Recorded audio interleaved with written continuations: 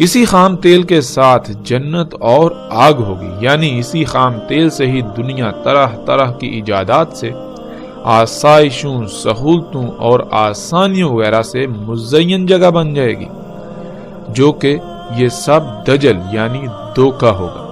اور اس کے ساتھ آگ ہوگی، یعنی دنیا آگ یعنی جہنم بن جائے گی۔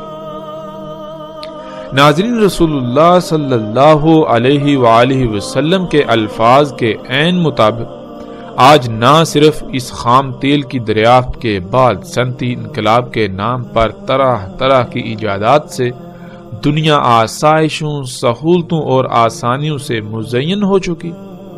ایک مزین ترین جگہ بن چکی، بلکہ اسی خام تیل سے وجود میں آنے والے اسلحہ و بارود اور گاڑیوں اور کارخانوں وغیرہ سے خارج ہونے والے دھوئیں سے دنیا آگ یعنی جہنم کا منظر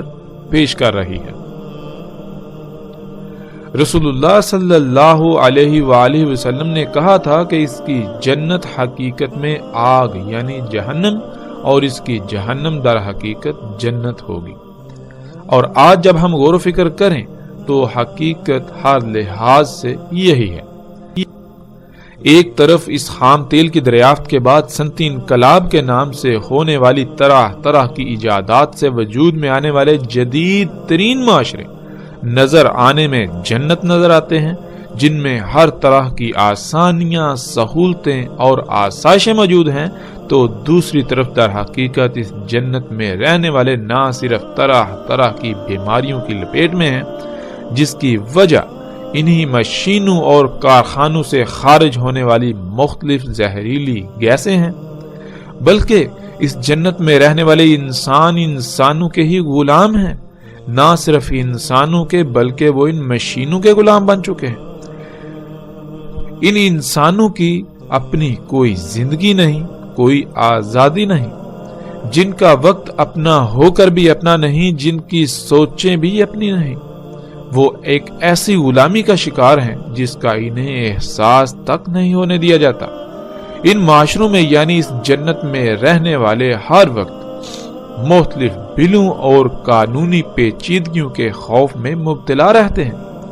کوئی کسی دوسرے کا پرسان حال نہیں، ہمسایہ اپنے ساتھ والے ہمسائے سے ہی غافل ہے۔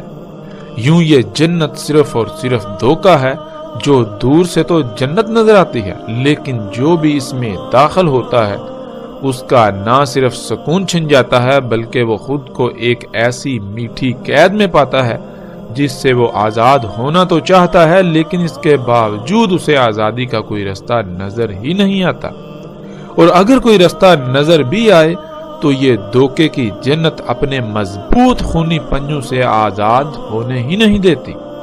تو ناظرین، جب حقیقت دیکھی جائے تو کیا یہ جنت ہے یا حقیقت میں جہنم آگ ہے؟ یہ حقیقت میں نہ صرف دنیا میں بھی جہنم بلکہ یہ آخرت میں بھی جہنم ہوگی، اور آج جسے لوگ جہنم تصور کرتے ہیں وہ علاقے، وہ خطے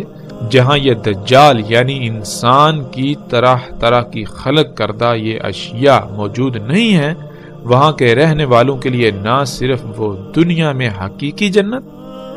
بلکہ آخرت میں بھی ان کا ٹھکانہ جنت ہوگا۔ بظاہر تو وہ ان ایجادات جنہیں انسان سہولتوں، آسائشوں اور آسانیوں کا نام دیتا ہے، اپنے لیے انہیں مسیحا سمجھتا ہے، ان سب کے بغیر جہنم کسی زندگی گزارتے نظر آتے ہیں، لیکن در حقیقت وہ لوگ نہ صرف جسمانی طور پر آزاد ہیں بلکہ فکری طور پر بھی آزاد۔ جہاں دجال جنت یعنی یہ جدید معاشرے دھوئیں سے بھرے ہونے کی وجہ سے طرح طرح کی بیماریوں کا شکار ہیں، تو وہیں وہ خطے جہاں یہ دجال موجود نہیں ہے، جو ان ایجادات سے محروم ہیں، جہاں یہ دجال داخل ہی نہیں ہو سکا، وہ فطرت پر ہونے کی وجہ سے ایسی تمام بیماریوں، پریشانیوں اور طرح طرح کی فکروں سے پاک اور آزاد ہیں۔ یہاں ناظرین ایک بار پھر دوبارہ لفظ آور کو سمجھ لیں۔ اللہ سبحانہ و تعالیٰ نے ہر شے کا اس سے جوڑا خلق کیا۔ اللہ سبحانہ و تعالیٰ نے جو کچھ بھی خلق کیا وہ دونوں پہلوں سے مکمل خلق کیا۔ مثلا ہم دیکھتے ہیں کہ اللہ سبحانہ و تعالیٰ نے ہمارے لیے سواری کے ذرائع گدھے، گھوڑے اور خچر وغیرہ خلق کیے۔ ناظرین، اللہ کے خلق کردہ ان سواری کے ذرائع کو اگر انسان خرب ہا خرب سال بھی استعمال کرتا تو دنیا میں رائی برابر بھی خرابیاں پیدا نہ ہوتی، کیونکہ جو فضلہ یہ خارج کرتے ہیں اللہ سبحانہ و تعالیٰ نے ان کے اس فضلے کو دوسری مخلوقات کی خوراک بنا دیا۔ یوں کائنات میں کوئی شے کم اور زیادہ نہیں ہوتی، بلکہ توازن برقرار رہتا ہے۔ انسان نے اللہ کے مقابلے پر سواری کے ذرائع خلق کیے جو ایک پہلو سے تو بہت زبردست نظر آتے ہیں، ان کی رفتار بہت تیز اور انتہائی آرام دہ اور پرسکون ہے، اور یہی ہے العین الیسریٰ۔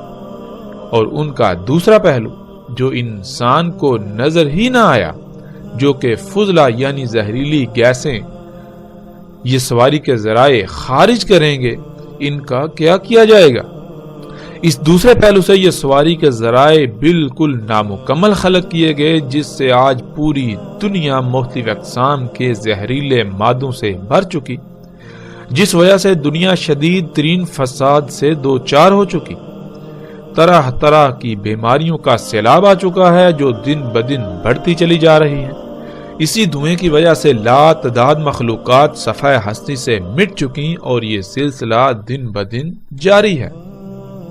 اور بڑھتا ہی چلا جا رہا ہے۔ اسی دھوئیں کی وجہ سے ہر سال کم سے کم 33 لاکھ سے زیادہ انسان موت کا شکار ہو رہے ہیں، اور شاید ہی کوئی ایک بھی ایسا انسان ہو اس دھوئیں کی جنت کا جو اسی دھوئیں کی وجہ سے کسی نہ کسی بیماری کا شکار نہ ہو۔ اسی دھوئیں کی وجہ سے آسمان پھٹ چکا، درجہ حرارت دن بدن بڑھتا چلا جا رہا ہے، گلیشیئر پگھلتے چلے جا رہے ہیں، جس کی وجہ سے سمندروں کی سطح دن بدن بڑھتی چلی جا رہی ہے اور خشکی کم سے کم ہوتی چلی جا رہی ہے۔ موسموں میں فساد عظیم ہو چکا، اور ان سب کی وجہ صرف اور صرف یہی سواری کے ذرائع، جنہیں انسان اپنے لیے اس سب کچھ ہونے کے باوجود مسیحا یعنی فائدے کی اشیاء سمجھتا ہے۔ ناظرین، اللہ سبحان ہے، اللہ جو بھی خلق کرتا ہے وہ دونوں پہلوؤں سے مکمل خلق کرتا ہے۔ یہ ہے اللہ کا بطور رب آور نہ ہونا، اور دجال آور ہے۔ اللہ کے علاوہ کوئی بھی دوسرا ایسا نہیں جو کچھ بھی خلق کرے تو وہ مکمل خلق کر پائے، وہ آور نہ ہو ایسا ممکن ہی نہیں۔ انسان نے آج تک جتنی بھی منصوبہ بندیاں کی اور جو کچھ بھی خلق کیا، شروع میں تو اس کا دعویٰ یہی ہوتا ہے کہ اس کی منصوبہ بندیاں ہر لحاظ سے مکمل ہیں، کسی بھی قسم کی کجی، کمی اور کوتاہی سے پاک ہیں، لیکن حقیقت اس وقت ظاہر ہوتی ہے جب وقت ہاتھ سے نکل جاتا ہے۔ بالکل اسی طرح جیسے جب ان سواری کے ذرائع کو خلق کیا گیا تو اس وقت بلند و بانگ بڑے بڑے دعوے کیے گئے، لیکن حقیقت کیا تھی وہ آج دنیا کے سامنے آئی۔ تو ناظرین، جیسے جیسے ہم آگے بڑھیں گے، الحمدللہ رسول اللہ صلی اللہ علیہ وآلہ وسلم کے الفاظ کی روشنی میں دجال کیا ہے، اس کی وضاحت مزید کھل کر ہوتی چلی جائے گی۔